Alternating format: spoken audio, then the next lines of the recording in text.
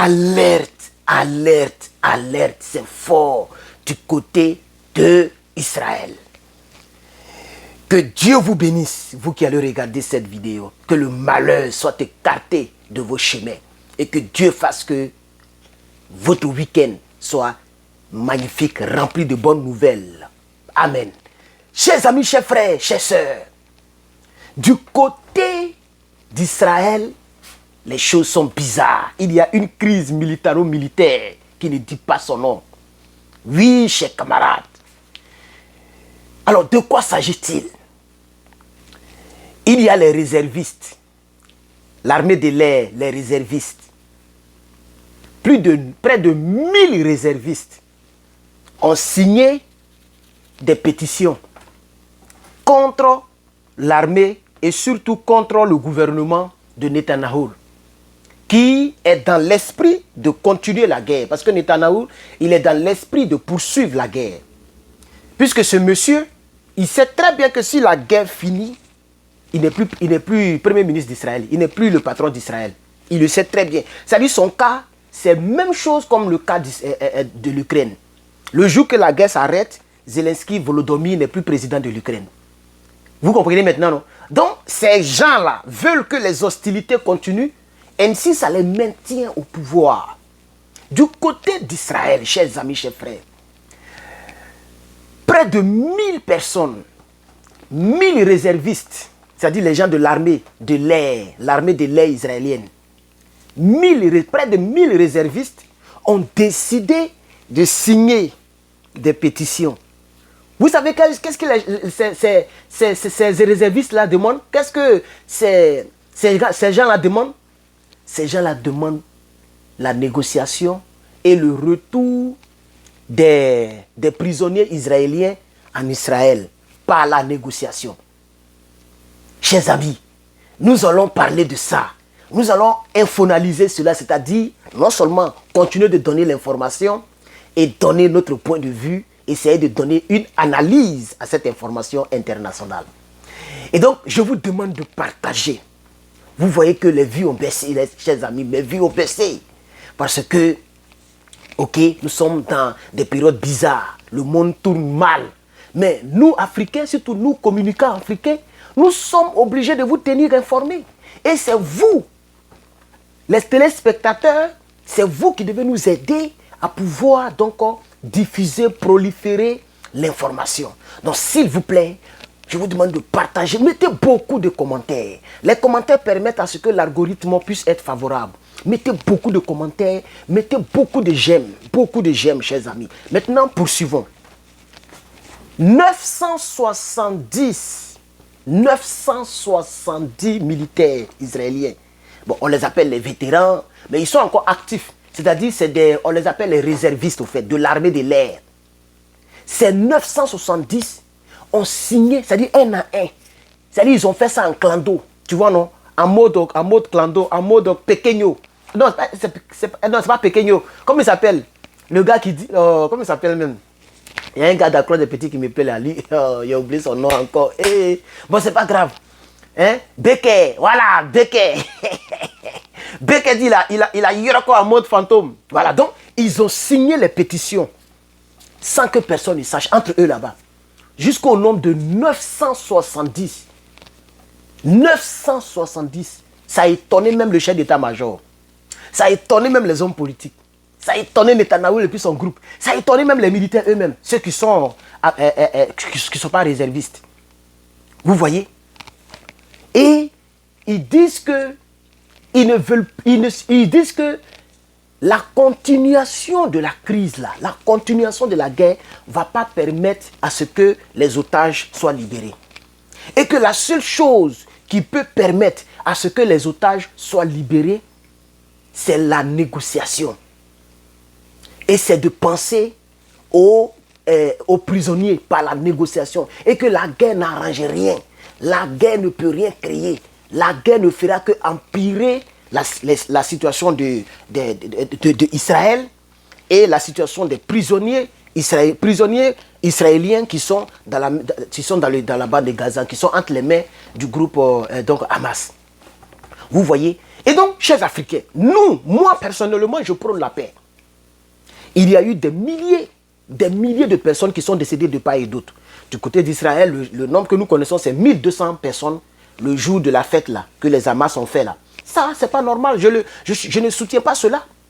Maintenant, la réplique a été 10 fois plus forte que celle des Palestiniens, des groupes Hamas. Il y a eu plus de 40 000. Je ne sais même plus ça remonte à combien. Mais je sais qu'au moins, les chiffres disent qu'il y a 10 000 enfants. Mais quelle est cette guerre où il y a 10 000 enfants qui meurent dedans? Pourquoi ne pas chercher à terminer la guerre? Nous sommes tous des humains. Nous sommes tous des humains, les gars. Donc je me demande, les dirigeants de ce monde, pourquoi lorsqu'il y a une guerre qui tue, quand quelqu'un meurt, il ne revient plus. Lorsque quelqu'un meurt, la personne ne revient plus à la vie. C'est pour l'éternité.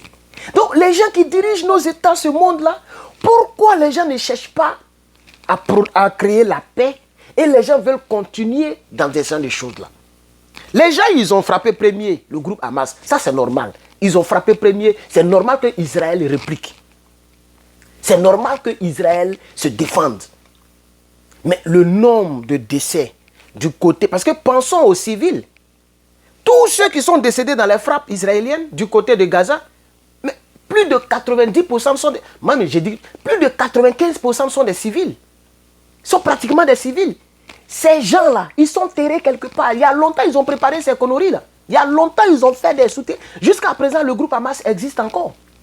Et comme je l'avais dit dans l'une de mes vidéos, en tant qu'un analyste véridique, pour éradiquer totalement le groupe Hamas, il faut éradiquer totalement toute Palestine.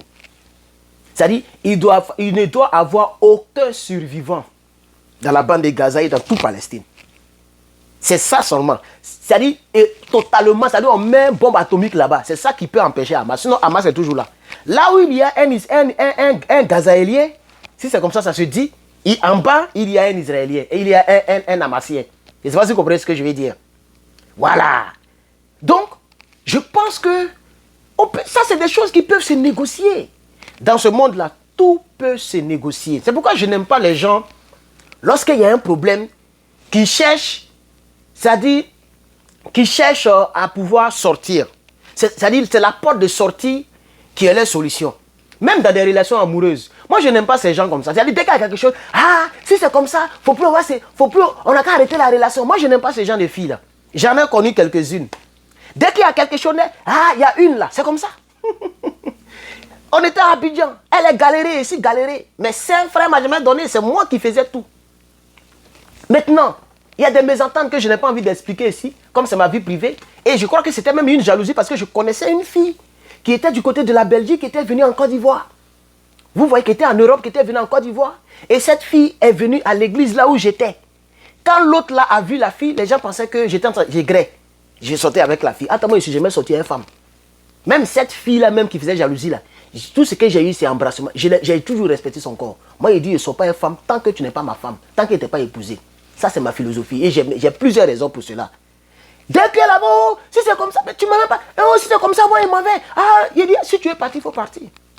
Dès qu'elle a appris que je suis venu ici, maintenant, elle est chaude. Vous voyez? Vous voyez, c'est dommage, quoi. C'est dommage. C'est dommage, chers amis, chers amis. C'est vraiment dommage. Il faut la négociation en toutes choses. Il faut la négociation. Ce qui se déroule entre Ukraine et puis la Russie, la guerre ne peut pas régler ça. La guerre ne peut pas régler. Entre les deux pays, il y a un pays qui va beaucoup perdre. Et tout le monde sait que c'est l'Ukraine. Vous comprenez? Mais le président Zelensky, lui, veut continuer les hostilités pour rester au pouvoir. Pour prendre beaucoup d'argent. Vous savez combien de milliards de dollars ils ont pris sur les États-Unis et sur l'Europe, etc. Vous pensez que quand l'argent là rentre là, eux, ils ne font pas des gérétiens. Parce qu'ils savent que si la guerre finit là, c'est fini, ils ne peuvent plus faire politique. Zelensky ne peut plus faire politique en Ukraine. Ils vont l'enlever même. Donc il a besoin de ce qu'il faut pour aller vivre quelque part là-bas pour le restant de sa vie. Vous comprenez, chers camarades? C'est ça la triste réalité. Les gens ne veulent pas qu'on le dise. Quand on le dit, on restreint nos audiences. Les réseaux sociaux nous combattent, etc., etc. Mais il faut dire la vérité aux dirigeants de ce monde. Vous comprenez? Alors, qu'est-ce qui est arrivé à ces personnes-là? Parce que j'ai oublié de donner ce supplément d'information. Qu'est-ce qui est arrivé à ces personnes? Ils ont été tous licenciés. J'ai carrément oublié de parler de ça. Ils ont été licenciés purement et simplement. On les a tous renvoyés de l'armée. Vous voyez? Et vous allez voir, ça sort de la sécurité de là-haut. On dit non, c'est le chef d'état-major général des armées israéliennes qui les a renvoyés. Et que ça n'a rien à voir de politique. La politique n'a rien à voir là-dedans. Et ils disent encore, le chef d'état-major, les gens disent que ils ne peuvent pas utiliser le symbole et les grades de l'armée de l'air pour des fins politiques. Même si c'est humanitaire, eux, ils ne sont pas dedans. Ah, donc un militaire n'est pas dans l'humanisme. C'est ce que ça veut dire.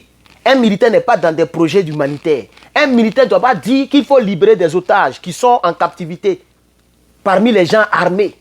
Un militaire n'a pas le droit de dire qu'il faut protéger les enfants et les femmes. Parce que c'est ça l'acte humanitaire. Un militaire n'a pas le droit de dire qu'il faut faire la paix. Un militaire, lui, doit tuer seulement.